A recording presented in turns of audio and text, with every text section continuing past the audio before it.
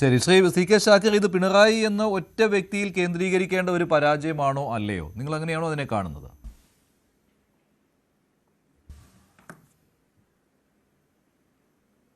അതിന്റെ LDFന്റെ മുഖ്യമന്ത്രി എന്നുള്ള നിലയ്ക്ക് അദ്ദേഹത്തിന്റെ 10 വർഷത്തെ ദുർഭരണത്തിനെതിരെ ജനങ്ങൾ നൽകിയിട്ടുള്ള ഒരു ശിക്ഷയാണ്. കൂട്ടത്തിൽ അവരെ നിയന്ത്രിക്കേണ്ട CPM എന്ന പാർട്ടി എല്ലാ മോശം പ്രവൃത്തികൾക്കും കൂട്ടുനിന്നു എന്നുള്ളതാണ്.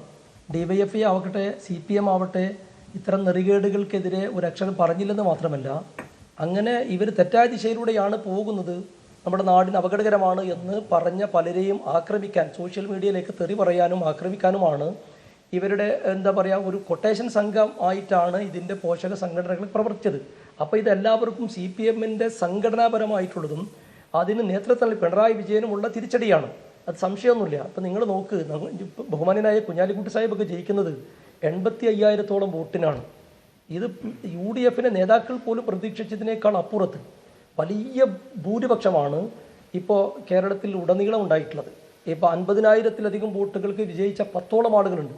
അത് എല്ലാവരും UDFകാരാണ്. അപ്പോൾ ആ രീതിയിൽ ജനങ്ങൾ ഒന്നാകെ UDFന് അനുകൂലമായി വോട്ട് ചെയ്തത്, ഒന്ന്, ഈ ഭരണം ഇനി ഒരു വിഭാഗത്തെയും ഉപദ്രവിക്കാൻ ബാക്കിയില്ല. എല്ലാ നമ്മുടെ ഇവിടെ തന്നെ പലപ്പോഴും ചർച്ച ചെയ്തതാണ്. ഞാൻ ഇക്കഴിഞ്ഞ ചർച്ചയിൽ നമ്മൾ തെരഞ്ഞെടുപ്പിന് മുമ്പ് ഒരു മാസത്തോളമായി പറഞ്ഞിട്ടുണ്ട്, മഞ്ജുഷ് നേതൃത്വം നൽകിയ ചർച്ചയിൽ തന്നെ പറഞ്ഞിട്ടുണ്ട് 3 അക്ക സംഖ്യയിൽ UDF എത്തുമെന്നുള്ളത്. അപ്പോൾ നിങ്ങൾ ഒരു പക്ഷേ തമാശയായിട്ടൊക്കെ പറഞ്ഞില്ല ഷാക്കിറിൻ്റെ ഓവർ കോൺഫിഡൻസ് ആണ്. ഇപ്പോൾ ബോധ്യമായി കാണും. ഇത് ഐക്യജനാധിപത്യ മുന്നണി ടീം ലീഡർ നമ്മുടെ സതീശൻ തുടക്കം മുതൽ പറയുന്നതാണ്. അത് ഞങ്ങളെല്ലാവരും കൃത്യമായി ഐക്യജനാധിപത്യ മുന്നണിയുടെ പ്രവർത്തകന്മാർ ഈ കേരളക്കരയിൽ കിട്ടുന്ന അവസരങ്ങളൊക്കെ പറയുന്നുണ്ട്. അതിൻ്റെ കാരണം വെറുതെ അമിതമായ കോൺഫിഡൻസ് അല്ല, ഒരു മേഖലയും ഉപദ്രവിക്കാൻ ബാക്കി വച്ചിട്ടില്ല. അധികാരത്തിൻ്റെ ഭൂരിപക്ഷത്തിൻ്റെ ഹുങ്കിൽ ഇവർ ഭരിച്ചു കഴിഞ്ഞത് യഥാർത്ഥത്തിൽ കേരളത്തെ ഇനി എത്ര വർഷം എടുത്തിട്ടാണ് തിരിച്ചു പിടിക്കുക എന്നറിയില്ല. എന്നാൽ പോലും വലിയ രീതിയിൽ ഇത് തിരിച്ചു പിടിക്കണം, കേരളത്തെ രക്ഷിക്കണമെന്ന് എല്ലാ വിഭാഗം ജനങ്ങളും പറഞ്ഞു എന്നുള്ളതിൻ്റെ തെളിവാണ് പയ്യന്നൂരിലും അതുപോലെ തന്നെ തളിപ്പറമ്പിലും അതുപോലെ അമ്പലപ്പുഴയിലും ഉൾപ്പെടെ CPMകാർ പോലും ഇവർക്ക് കനത്ത തിരിച്ചടി നൽകിയിട്ടുള്ളത്. അപ്പോൾ ഇത് കേരളത്തിന് വലിയ പ്രതീക്ഷയാണ്. ഈ രൂപത്തിൽ ഇനി നമ്മൾ പലപ്പോഴും പറയാറുള്ളത് പോലെ ഇന്ത്യ രാജ്യത്ത് ഒരു കമ്മ്യൂണിസ്റ്റ് മുഖ്യമന്ത്രി വരരുത് എന്ന് പിണറായി വിജയനും MP ഗോവിന്ദനും വാശിയുള്ളതുപോലെയാണ് കഴിഞ്ഞ കാര്യങ്ങളിൽ പ്രവർത്തിച്ചിട്ടുള്ളത്. അതിൻ്റെ പരിണിത ഫലമായിട്ടാണ് BJP ഇപ്പോൾ 3 സീറ്റിൽ വിജയിച്ചിട്ടുള്ളത്. ഇവർ മഞ്ജുഷയെ പ്രത്യേക ഒരു കാര്യം പറയാൻ ഞാൻ ആഗ്രഹിക്കുകയാണ്. അതായത് ഈ 3 സീറ്റിലും BJP 3 സീറ്റ് വിജയിച്ചത് അത് LDFന്റെ മാത്രം കുഴപ്പം കൊണ്ടാണോ? ഞാനത് പറയാനാണ് വരുന്നത്. ഇന്നും CPMകാർ വ്യാപകമായി പ്രചരിപ്പിക്കുന്നത് അവിടെ 3ാം സ്ഥാനത്ത് UDF ആണ്, UDFന്റെ വോട്ട് പിടിച്ചിട്ടാണ് ഇവർ അധികാരത്തിൽ ഏറിയത് എന്നാണ്. എന്നാൽ കൃത്യമായ കണക്ക് നമ്മൾ എടുത്തിട്ടുണ്ട്. കഴക്കൂട്ടത്ത് V മുരളീധരൻ ജയിച്ചുള്ള കഴക്കൂട്ടത്ത് 27% വോട്ടാണ് ഈ LDFന് കുറഞ്ഞിട്ടുള്ളത്. അതായത് 18,000 വോട്ടിൻ്റെ കുറവുണ്ട്. വെറും 6,000 വോട്ടാണ് BJPക്ക് അവിടെ കഴിഞ്ഞ തവണത്തേക്കാൾ വർദ്ധിച്ചിട്ടുള്ളത്. അതുപോലെ നേമത്താവട്ടെ 4,000 വോട്ട് ഇടതുപക്ഷത്തിന് കുറഞ്ഞതാണ്. ചാത്തന്നൂരിൽ 11,000 വോട്ട്, അതായത് 19% വോട്ട് LDFന് കുറഞ്ഞതാണ്. നിങ്ങൾ നോക്കുക, ആ മണ്ഡലങ്ങളിൽ കഴക്കൂട്ടവും അവിടെ SIRന് ശേഷം ആകെ വോട്ടർമാരുടെ എണ്ണത്തിലും കുറവ് വന്നിരുന്നു. അപ്പോൾ അതിനനുസരിച്ച് പോൾ ചെയ്ത വോട്ടുകളുടെ എണ്ണത്തിലും കുറവ് വന്നിരുന്നു, വളരെ കുറവായിരുന്നു. കഴക്കൂട്ടത്തിൽ 28,000 ഒന്ന് കേട്ടോ. അല്ല, നിങ്ങൾ എന്നാ UDF നോക്കിക്കോ. കഴക്കൂട്ടത്ത് 27% വോട്ട് LDFന് കുറഞ്ഞു, അതിന് 18,000. അവിടെ 12% വോട്ട് UDFന് കൂടിക്കാണ്. മനുഷ്യ മനസ്സിലാക്കേണ്ട സംഗതി, 32,000 വോട്ടുണ്ടായിരുന്ന UDFന് കഴക്കൂട്ടം, ഞാൻ കറക്റ്റ് പറഞ്ഞുതരാം. അതായത് UDFന് 32,000 വോട്ടുള്ളത് 37,000 ആയി. 12% വർധനമുണ്ടായി കഴക്കൂട്ടത്ത്. അതുപോലെ ഈ ചാത്തന്നൂരിൽ 34,000 ഉണ്ടായത് 35,000 ആയി. നിങ്ങൾ SIRന്റെ കണക്കിൽ കുറവാണെങ്കിൽ UDFന് വോട്ട് കൂടിയതാണ്. അതുപോലെ ഇവിടെ 19%, 27% ഒക്കെ LDFന് കുറയുകയാണ്. ഇവർ ജനങ്ങൾക്ക് തെറ്റിദ്ധാരണ. വേറൊരു കണക്കൂടെ ഞാൻ പറഞ്ഞുതരാം.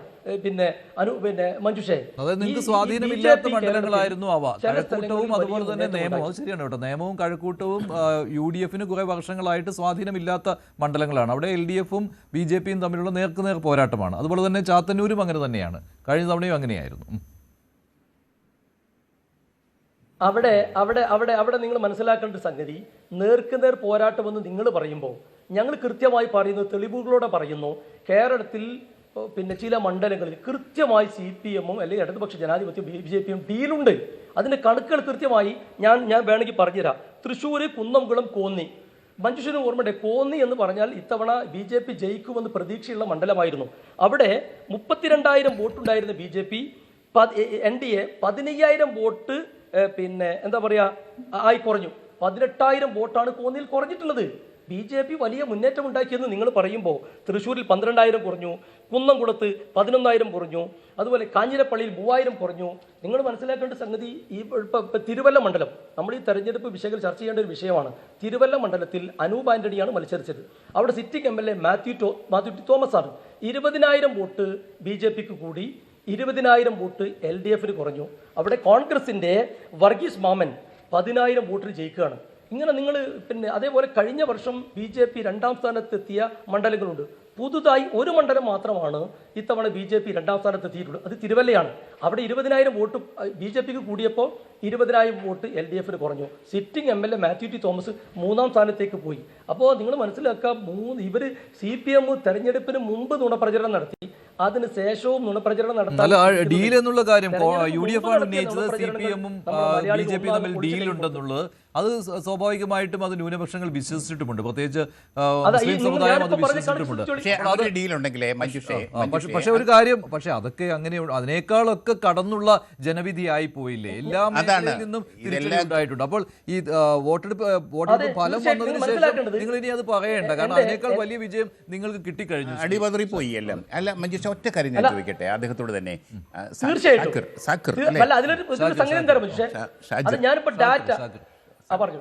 ഒറ്റ ചോദ്യം ചോദിച്ചോട്ടെ, അങ്ങനെയാണെങ്കിൽ ഒരു ഡീൽ ഉണ്ടെങ്കിൽ തിരിച്ചു കൊണ്ടാവണ്ടേ? അതുകൊണ്ട് പകരം CPM-ന് എന്ത് കിട്ടി? ഡീലുണ്ടെങ്കിൽ BJP-യുടെ ഭാഗത്തു നിന്ന് തിരിച്ചൊരു അതായത് കോൺഗ്രസ് പറഞ്ഞു. ഞാൻ പറയാം, തൃശ്ശൂരിൽ BJP-ക്ക് 12,000 വോട്ട് കുറഞ്ഞു, കുന്നംകുളത്ത് 11,000 വോട്ട് കുറഞ്ഞു, കോന്നിയിൽ 18,000 വോട്ട് കുറഞ്ഞു. ആർക്ക്? BJP-ക്ക്. നിങ്ങൾ അവിടുത്തെ മറ്റേ കണക്കെടുത്തോ? ഒരു സ്ഥലത്ത് മാത്രമല്ല, ഇത് കൃത്യമായ ഡീൽ നടന്ന കോന്നി പോലെ ഒരു മണ്ഡലം സാധ്യത പ്രവചിച്ചതാണ്. അവിടെയാണ് ജയിച്ചില്ല എന്ന് മാത്രമല്ല, വോട്ട് 18,000 കുറയുകയാണ്. അത് കൃത്യമായ ഡീലല്ലേ?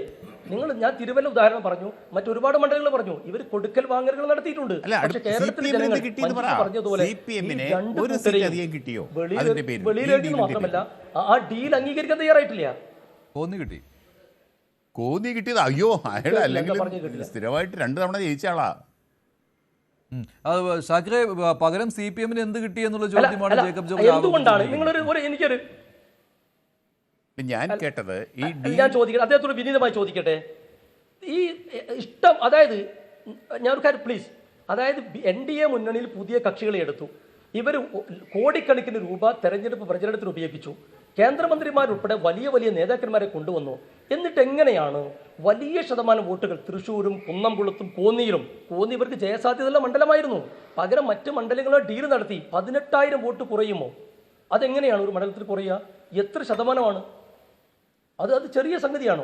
ഞാൻ പറയുന്നത് ഊഹത്തിന്റെ അടിസ്ഥാനത്തിലല്ല, തെരഞ്ഞെടുപ്പ് കമ്മീഷൻ പുറത്തുവിട്ട ഡാറ്റയും നമ്മൾ കണ്ടതുമാണ്.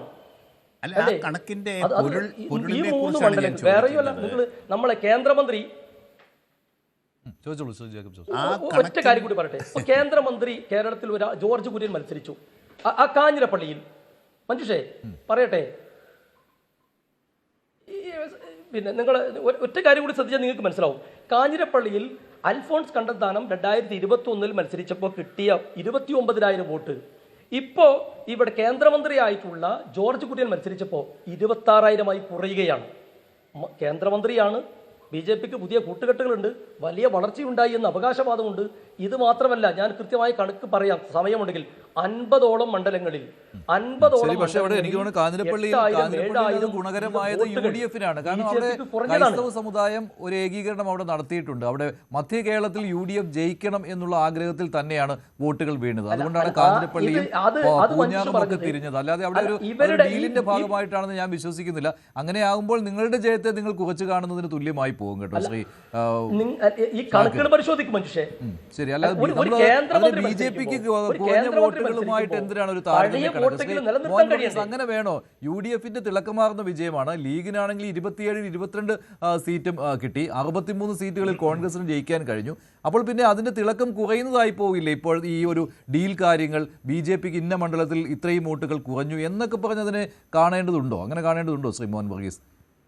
അല്ല, നിങ്ങൾ അവിടെ മനുഷ്യ നമ്മുടെ ചർച്ച, നിങ്ങൾ ചോദിച്ച ചോദ്യത്തിന് ഉത്തരമാണ് ഞാൻ പറയുന്നത്. ഇത് മൊത്തത്തിൽ പിണറായി വിജയനെതിരെയുള്ള ഒരു ജനവികാരമായിരുന്നു. അതിനവിടെ ഒരു ഡീലിന്റെയും ആവശ്യം, ഒരു ഡീൽ ആരോപണത്തിന്റെയും ആവശ്യം ഇല്ല. ഇത് പിണറായി വിരുദ്ധത അല്ലെങ്കിൽ പിണറായി വിജയന്റെ ചെയ്തികൾക്കെതിരെയുള്ള ഒരു ജനവിധിയായിരുന്നു. പിണറായിസം ഇവിടെ ഈ നാട്ടിൽ വേണ്ട, പിണറായി വിജയൻ ഇനി ഭരണത്തിൽ വേണ്ട എന്ന് ജനങ്ങൾ തീരുമാനിക്കുകയായിരുന്നു. കൂടുതൽ വാർത്തകൾക്ക് news 18 Keralam YouTube channel subscribe ചെയ്യുക.